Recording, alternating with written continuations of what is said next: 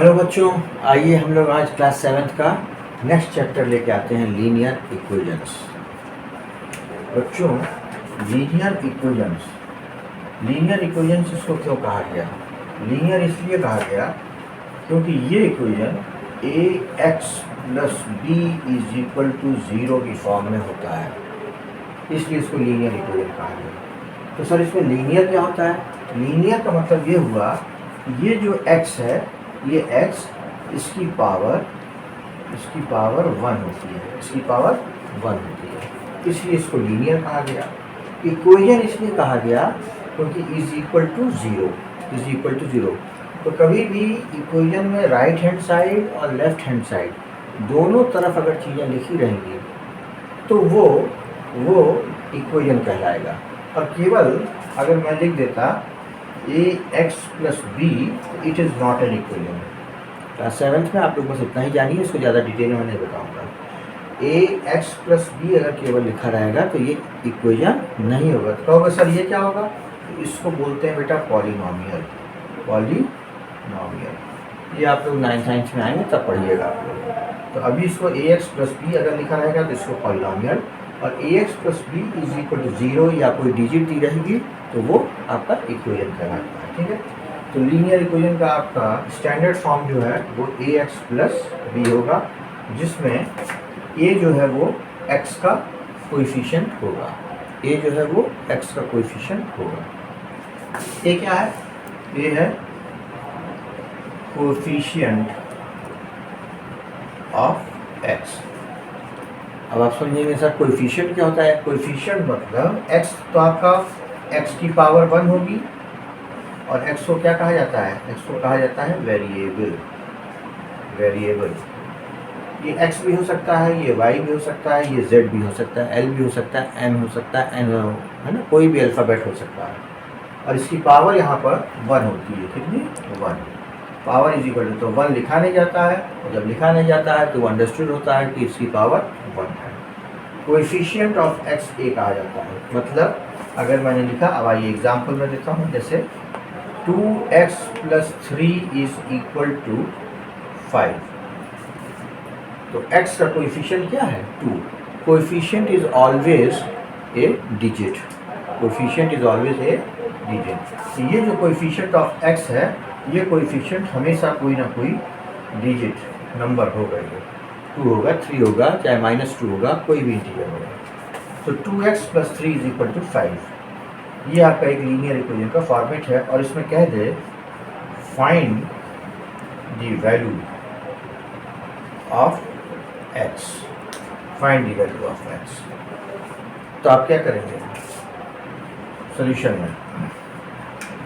Write the question, 2x plus 3 is equal to 5. Now while solving these types of linear equations, the first very basic step is that you have to separate the variable from the constant terms. These are all constant terms. इसको कहा जाता है constant term. Constant term क्या होता है? 1, 2, 3, 4 है ना, all these things without variable, जिसमें वेरिएबल नहीं होता है तो कांस्टेंट टर्म है। ये क्या है? फॉर एग्जांपल 1, 2, 3 एक्सेट्रा, कुछ भी। ठीक है, ये कुछ भी हो सकता है कांस्टेंट टर्म, और यहाँ भी कोई डिजिट हो सकती है। तो एग्जांपल के लिए स्टैंडर्ड फॉर्म में मैंने 0 लगाया है इक्वेशन को। तो 2x plus 3 is equal to 5। तो what you have to do, you have to separate your variable portion at one side and the constant term at the other side of the equal sign.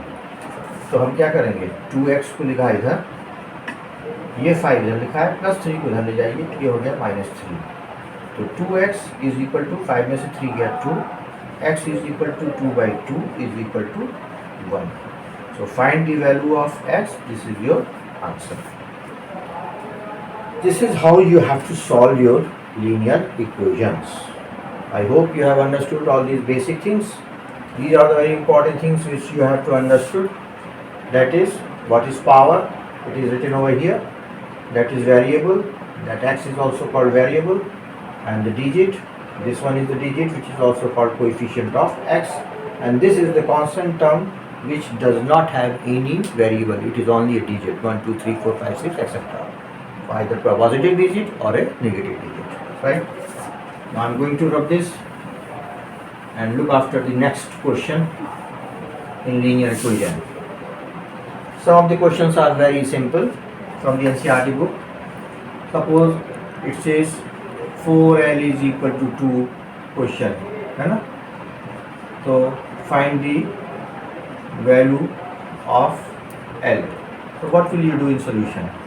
You will simply write 4L is equal to 2. Therefore L is equal to 2 upon 4. 2 1 is 2, 2 2 is 4 is equal to 1 upon 2. L is equal to 1 upon 2.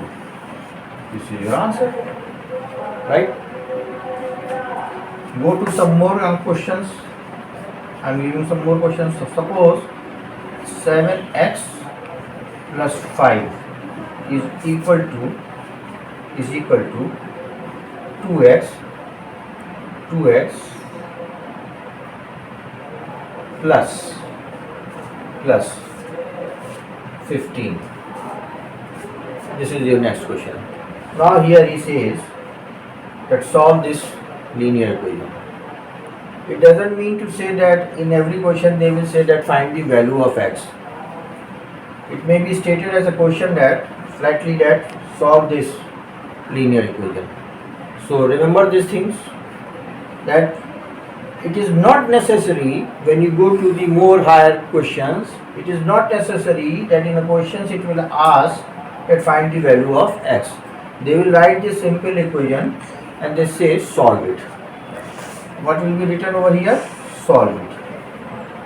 So while solving it is understood by the student that what you have to solve. You have to solve for variable. So see over here, you just write down the question 7x plus 5 is equal to 2x plus 15. Now as I told you earlier, they put the variables at one side of the equal sign and the constant terms at the other side of the equal sign. The same thing you have to do over here also. What you will do, write 7x and transform this 2x from here to this side. It will become minus 2x is equal to 15, and now transfer this plus 5 to this side of the equation. So when you cross the equation from this side to this side, your sign gets changed. So what will happen? It will see what will happen. आप plus 5 को इधर ले जाके minus 5 कर देंगे, ठीक? तो ये हो जाएगा माइनस 5. तो 7x में से 2x चला गया तो क्या बचा? 5x इज इक्वल टू 5 में से 5 गया 10. अब x is equal to 10 upon 5, it is 2. So x is equal to 2. This will be your final answer, right? आज बच्चों बस इतना ही, थोड़ा सा दे रहा हूँ और फिर नेक्स्ट टाइम में एक और बड़ा वीडियो बनाऊंगा जिसमें ये चैप्टर लगभग कंप्लीट कर दूंगा 2 पार्ट में आपका. आज ये पहला पार्ट था. Okay, thank you.